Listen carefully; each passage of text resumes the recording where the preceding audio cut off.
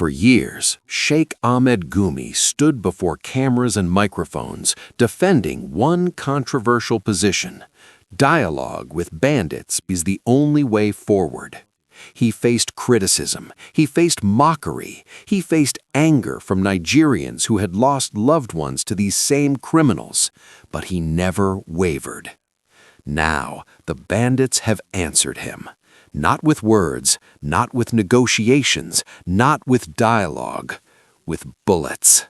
Sheikh Musa Gumi, the younger brother of the controversial cleric, is dead. Gunned down on a dark Kaduna highway.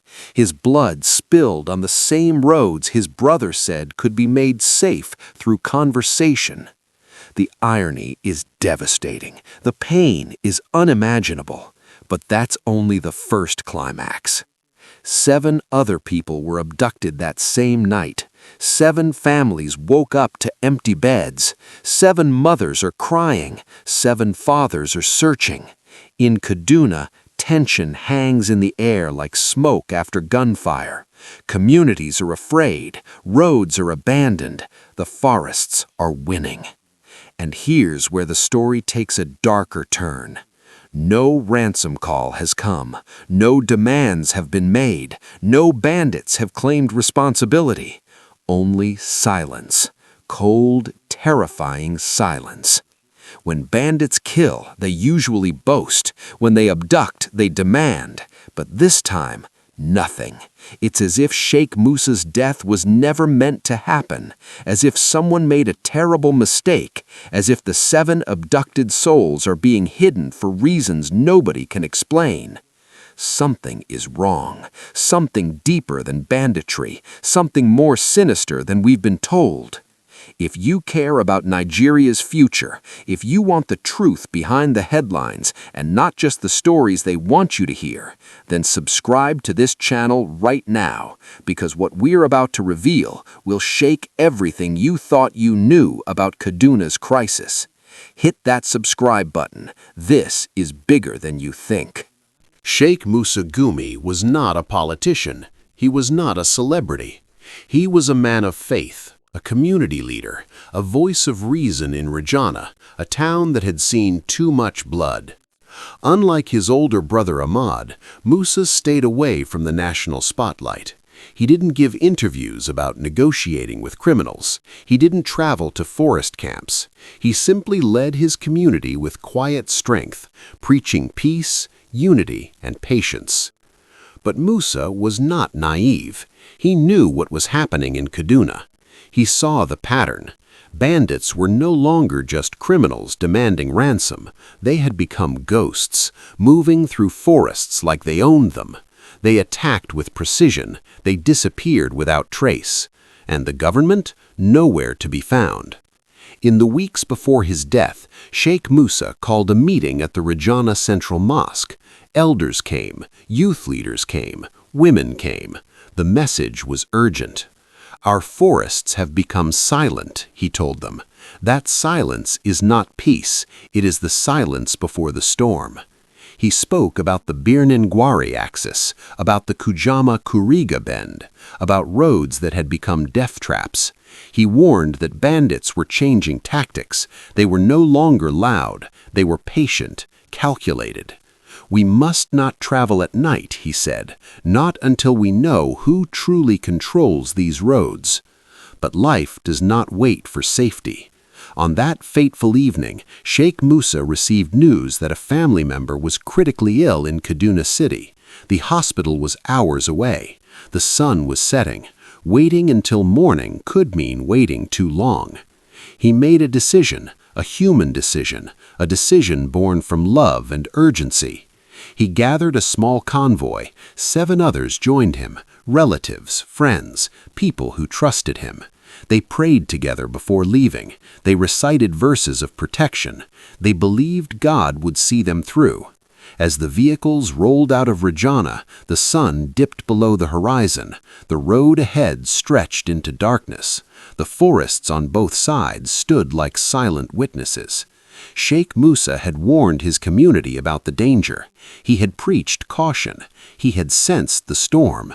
But now, he He was driving straight into it. The Kaduna-Birnin Gwari road is not just a highway. It is a corridor of fear. During the day, it looks harmless, ordinary, just another stretch of asphalt cutting through farmlands and forests. But when night falls, it transforms. Sheikh Musa's convoy moved carefully, headlights cutting through the darkness. 2 vehicles, 9 people. Hearts pounding but hopeful. They passed through Kujama without incident. They navigated the winding curves near Kuriga Bend. So far, so good. Perhaps the prayers were working. Perhaps tonight would be different. Then, darkness. Not the darkness of night, a different kind, sudden, total. The headlights died, both vehicles, at the exact same moment. Before anyone could react, before anyone could scream, the forest came alive. Gunshots shattered the silence, not random, not warning shots, precise, targeted. Voices shouted in Hausa and Fulfulde. Boots hit the ground. Flashlights blinded the passengers. Doors were ripped open. Hands grabbed. Bodies were dragged. Sheikh Musa tried to speak, tried to identify himself, tried to reason. A gunshot answered him, then another, then silence. The bandits worked fast. They separated people. They searched the vehicles. They took phones, money, documents, and then they took 7 passengers, pushed them into the forest, swallowed them into the darkness. When the shooting stopped, only 2 people remained, injured, bleeding, too terrified to move. They lay there in the darkness, surrounded by shattered glass and spent bullet casings, not knowing if the bandits would return. They waited. 1 hour, 2 hours. Finally, a distant vehicle approached. Not bandits, travelers. The survivors screamed for help. By morning, the news had spread like wildfire through Kaduna. Sheikh Ahmad Gumi's younger brother had been killed. 7 people had been abducted. The bodies of Sheikh Musa and 1 other victim were found at the scene. The forest had taken the rest. Kaduna woke up to grief. Rijana woke up to disbelief. How could this happen? How could the brother of the man who preached dialogue become a victim of those very bandits? The questions came fast. The anger came faster. Sheikh Ahmad Gumi arrived in Kaduna, his face heavy with pain. He identified his brother's body. He made no statements. He gave no interviews. For once, the man known for speaking had no words. Families of the abducted gathered at the scene. They screamed at the police. They screamed at the sky. They demanded answers. But the forest gave none. The bandits had vanished, and the 7 gone, as if the earth had swallowed them whole. 3 days after the attack, something strange happened. Sheikh Musa's phone rang. The phone had been recovered from the scene by police. It was placed in an evidence bag, powered off. But somehow, it rang. Investigators stared at each other in confusion before one of them answered. A voice, barely a whisper, male, shaking. They were not supposed to touch him. Silence. "Who is this?" the investigator demanded. Click. The line went dead. Attempts to trace the call failed. The number was unregistered, a burner phone. But the message was clear. Sheikh Musa was not the intended target. Then came the second twist. 4 days after the attack, a young man walked into a police checkpoint near Birnin Gwari. His clothes were torn, his feet were bleeding, his eyes were wild with fear. His name was Abdul Karim. He claimed to be a bandit, but not anymore. He wanted to surrender. "I need protection," he told the officers. "They will kill me for what I know." He was taken to the Kaduna Police Command. What he revealed sent shockwaves through the investigation. According to Abdul Karim, Sheikh Musa was never the target. The target was Yakubu Lawal, a businessman traveling in the same convoy. Lawal had evidence. evidence of illegal timber deals, evidence linking certain government officials to the forest criminals, evidence that could destroy powerful people. The attack was meant to silence him. The others were just collateral damage. But in the chaos and darkness, the bandits made a mistake. They killed Sheikh Musa instead. And when they realized who he was, panic set in. They abducted the 7 to cover their tracks, to buy time, to figure out what to do. Abdul Karim said more. He mentioned names. He mentioned locations. He mentioned a network that went higher than anyone imagined. Then, Abdul Karim vanished. He was supposed to be in protective custody. He was supposed to give a full statement.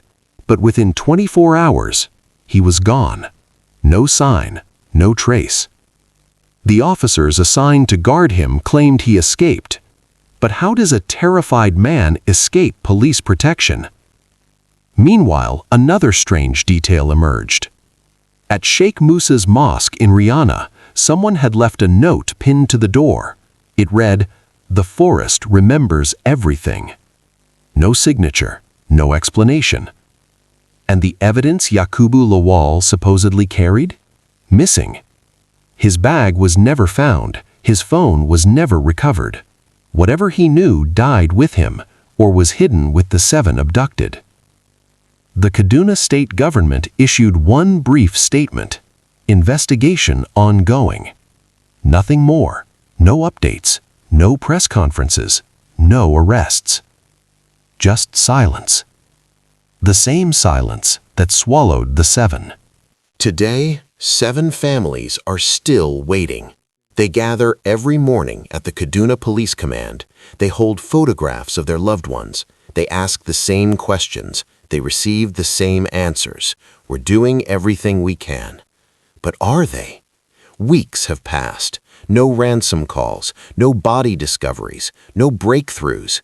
It's as if those 7 people never existed, as if the forest simply erased them from reality. In Rihanna, protests have erupted. Youth block the Kaduna-Birnin Gwari road. They burn tires. They chant, "Where is justice? Where is government? Where is our safety?" The police disperse them with tear gas. The next day, they return. Sheikh Ahmad Gumi has remained silent. The man who once defended dialogue now faces the devastating consequence of that same philosophy. His brother is dead, buried, gone. And the bandits he wanted to negotiate with, they have shown their true nature. Some Nigerians feel vindicated. "We told him," they say, "you cannot negotiate with evil." Others feel sympathy. He has learned the hardest way.